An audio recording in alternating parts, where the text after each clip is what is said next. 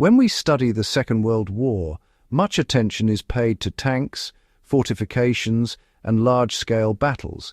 Yet, the everyday defensive strategies civilians and partisans employed during occupation are often overlooked. One of the most practical, yet underestimated measures was the simple door barricade. Far from being a makeshift convenience, these barricades were a critical component of survival, slowing enemy movement, providing early warning, and allowing occupants time to respond. These measures reveal a vital aspect of wartime ingenuity. Effective defense does not always require specialized equipment. Sometimes it comes from careful observation, improvisation, and understanding basic physics. Before we continue, subscribe to Backyard Wisdom for more historical insights paired with practical, safe demonstrations inspired by wartime innovation.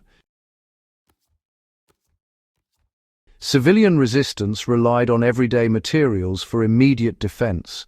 During the German occupation of France, the Netherlands, Norway, and parts of Eastern Europe, civilians frequently needed to secure their homes and workplaces. Formal fortifications or military-grade equipment were unavailable, so survival depended on creativity. A simple door, when properly reinforced, could provide significant resistance against forced entry, giving inhabitants crucial minutes to hide, signal allies, or escape. Resistance manuals and post-war accounts describe methods using tables, chairs, wooden beams, and rope, all ordinary items repurposed to serve extraordinary defensive needs. The challenge of occupied spaces taught lessons about leverage and force. Barricade effectiveness was not determined solely by the weight of objects placed against a door. Early resistance fighters quickly learned that understanding leverage, angle, and pressure distribution was essential. A horizontal brace secured tightly between the floor and the doorknob or door frame could withstand far more force than a pile of loose furniture. Soldiers and partisans who applied these principles were able to protect entry points without exposing themselves or creating additional hazards inside the home. These insights show that even under pressure, methodical thinking and knowledge of basic mechanics can have a decisive impact on survival. Barricades were often integrated into a broader defensive strategy. A door barricade alone was rarely sufficient. It functioned as part of a layered defense. Windows might be reinforced with furniture, noise-making devices were sometimes added to alert occupants of intrusion, and escape routes were planned simultaneously. The barricade provided not just physical resistance, but also psychological security. Occupants could focus on coordinated action rather than panic, which is honestly a huge advantage. This approach mirrors contemporary survival principles, emphasizing redundancy, planning, and anticipation rather than relying on just a single measure of protection. Improvised barricades required adaptation to available materials. The ingenuity of resistance fighters lay in the way ordinary household items were transformed into effective defensive tools. Wooden chairs, heavy tables, bed frames, and even doorstops could be combined in ways that maximize friction and weight. In situations where, floor and ceiling heights varied, angled supports or wedged planks ensured that doors could not be easily forced. Rope, straps, or even belts were used to secure furniture in tension, converting compressive force into a stabilizing structure. These adaptations were informed by experience, experimentation, and careful observation, an approach that really underscores the principle that survival solutions are often iterative rather than purely theoretical. Failures in barricade construction demonstrated the importance of observation and testing. Not all attempts at improvised defense were successful. Historical reports detail barricades that failed because, the weight was unevenly distributed, supports were improperly anchored, or the occupants simply underestimated the force of the intruder. Some failures prompted innovative solutions such as reinforcing multiple points along the door or using angled wedges to increase resistance. These examples illustrate a broader lesson in preparedness. Practical experimentation, careful evaluation, and understanding environmental and mechanical constraints are, honestly, essential to effective defensive planning. The psychological impact was just as important as physical resistance.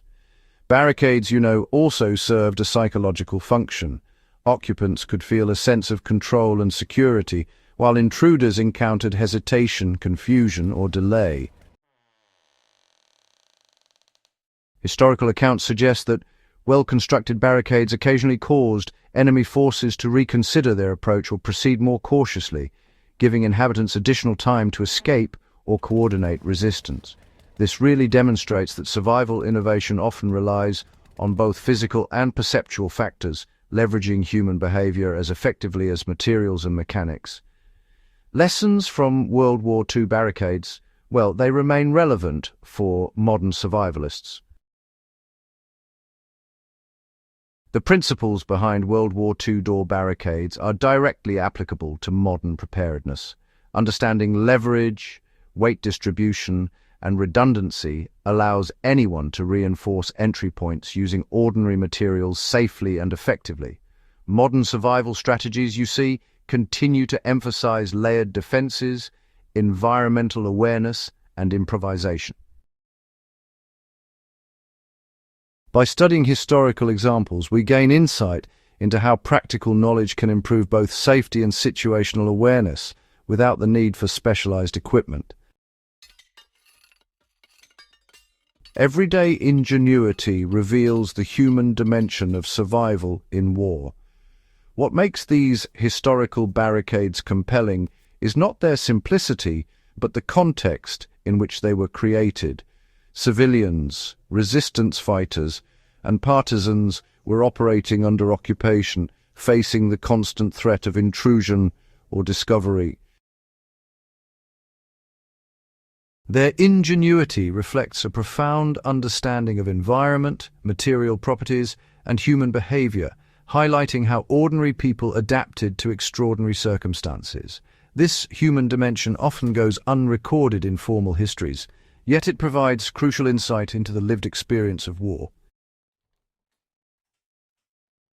Integrating practical lessons into modern contexts is, actually easier than you might think. For viewers today, safe demonstrations using household items can illustrate these principles without risk.